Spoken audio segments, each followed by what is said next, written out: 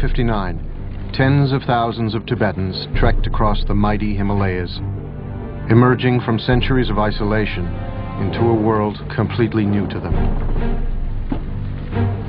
Among the thousands fleeing their homeland was 49-year-old Dilgo Khyentse Rinpoche, one of the greatest Tibetan lamas of the last century.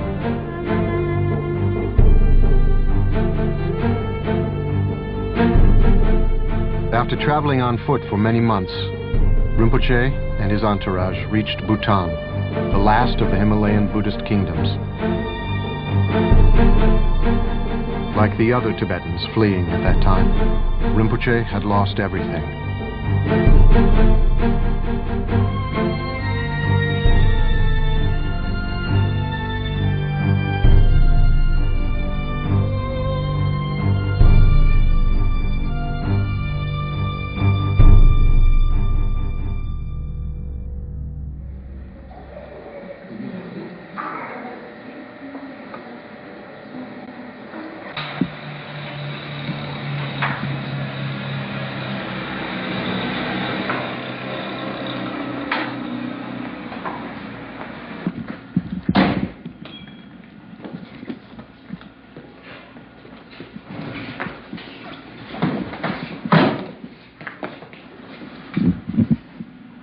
Khyentse Rinpoche, one of my important guru, and since now quite some time, I received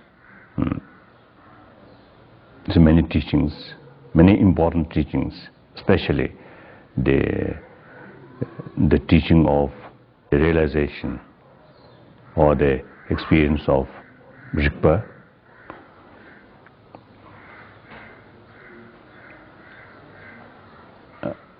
And since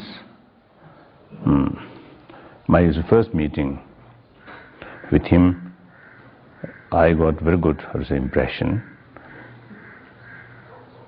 Then through my some mysterious experience, including like the dream, there are some clear indication that there's some I think a special karmic relation with him, it seems there. So now, today,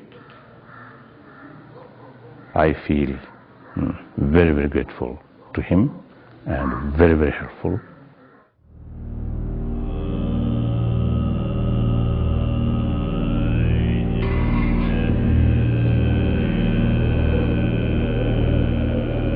Khyentse Rinpoche was born in the Dilgo family in the year 1910 in the valley of Denkok, eastern Tibet.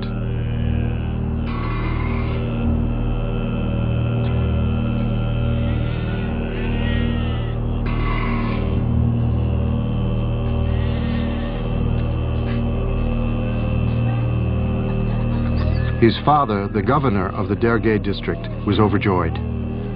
His two other sons had joined the monastery, but now he had an heir to continue his work.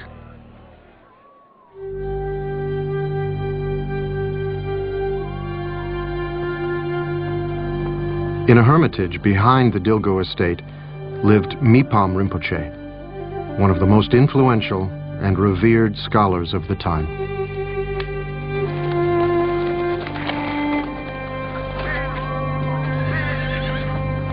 He gave the baby the name Tashi Paljor, auspicious glory, and promised throughout all his future lives to take care of him.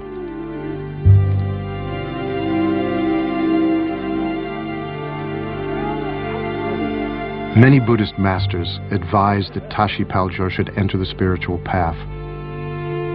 "I'm not going to let him become a monk," his father insisted. "Who would manage the family's estate and lands?"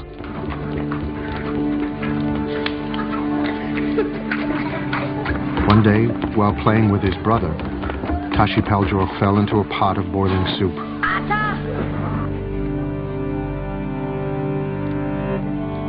His lower body was badly burnt, and he was bedridden for many months. Without any real signs of improvement, the parents lost hope for their son's life. Helplessly, the father asked his son, "What should we do?" "Well, it would help If I could wear a monk's robe, the son replied. With a heavy heart, the father agreed. Tashi Peljor's entrance into the monastic life meant the end of the Dilgo family line. But the boy's health improved, and he was happy. The young boy received his novice ordination from Khenpo Shenga, a well-known Buddhist teacher from eastern Tibet. During the ceremony, he was given the monastic name Robsel Dawa, Brilliant Moon.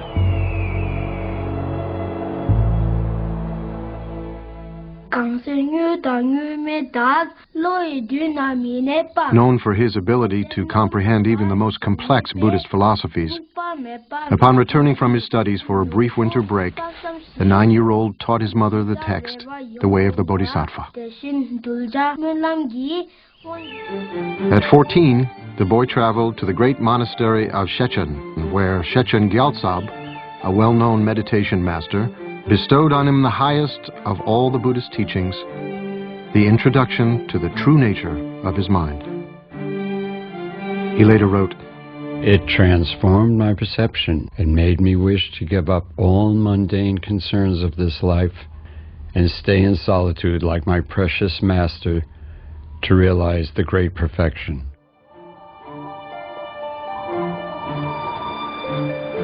Over the next few years, the Dilgo son stayed in a cabin next to his teacher's hermitage. It was here that the young boy was officially recognized as the reincarnation of the great 19th century Buddhist master, Jamyang Khyentse Wangpo. From that day onwards, the young Dilgo son was known as Khyentse Rinpoche, the precious emanation of Khyentse. In 1926, while traveling in eastern Tibet, Khyentse Rinpoche received a letter from his father, notifying him that Shechen Gyaltsab had passed away.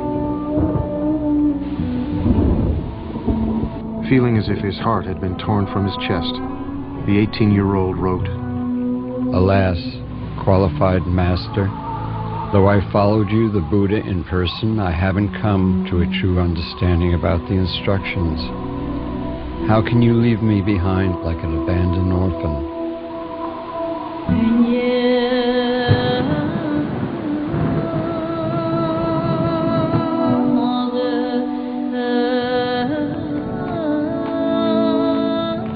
Losing his beloved teacher deepened Khyentse Rinpoche's understanding of the impermanent nature of all things. He wrote to his parents, "You gave me birth with all the freedoms and advantages of human life, and you have cared for me with love from my infancy till now. Since you introduced me to an authentic teacher, it is thanks to your kindness that I have encountered the path of liberation."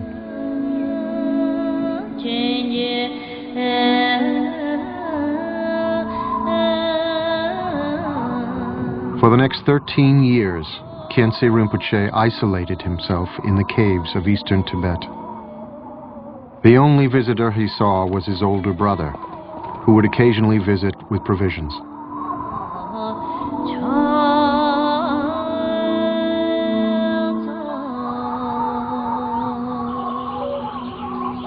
A cuckoo near his cave served as his alarm clock. As soon as he heard it, around 3 in the morning, he would get up and start a session of meditation.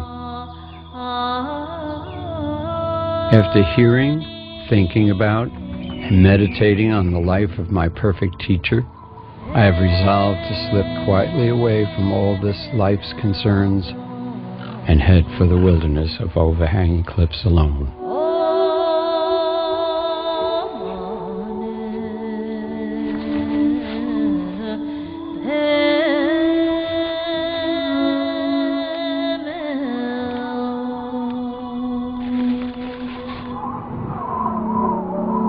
Winters in Tibet were harsh, with snow accompanied by icy wind. However, day and night, he wore only a thin white cloth. Through his practice of tummo, he and his cave would remain warm, with the snow at its mouth melting slowly.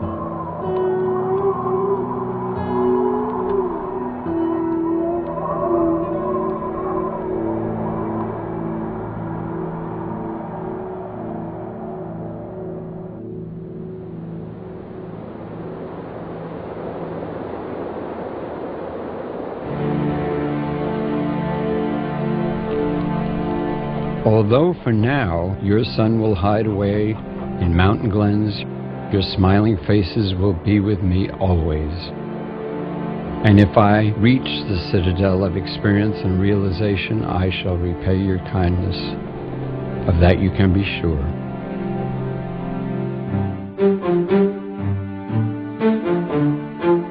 The next many years were spent with Khyentse Chokilodro, a non-sectarian master from the Dzongkhar Valley. Though Khyentse Rinpoche had always desired to be a monk, at Chokilodro's suggestion, in 1934, he took Khandro Lamo, a local